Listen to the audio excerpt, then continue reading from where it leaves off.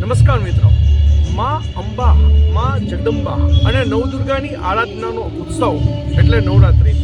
આમ તો નવરાત્રિ બે રીતે ઉજવાય છે, પ્રાચીન નવરાત્રિ અને અર્વાચીન નવરાત્રિ. હાલમાં અર્વાચીન નવરાત્રિનો ટ્રેન્ડ જોવા મળી રહ્યો છે, પણ સાથે સાથે પ્રાચીન નવરાત્રિ પણ એટલી જ ધૂમ મચાવે છે. એમાં પણ રઘુવંશી સમાજ એટલે ક્ષત્રિય સમાજ, રામ ભગવાનના વંશજો છીએ, ત્યારે પ્રાચીન નવરાત્રિ માટે આપણે થનગનાટ જે હોવો જોઈએ એ પણ જોવા મળી રહ્યો છે, અને એ પણ જૂનાગઢમાં. મિત્રો, જૂનાગઢમાં અશોક શિરોદરિયા, દીપક રાજા અને એની ટીમ દ્વારા ખૂબ જ સરસ પ્રાચીન નવરાત્રિનું આયોજન થઈ છે. છેલ્લા 3 વર્ષની ભવ્ય સફળતા છે આ આયોજનની.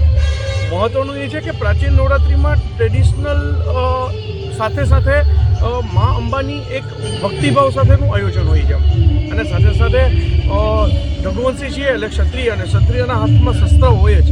એવી જ રીતે નવદુર્ગા સ્વરૂપ જે બાળાઓ છે તે તલવાર રાસ પણ કરે છે, ખાસ મઢુલી રાસ પણ હોય છે.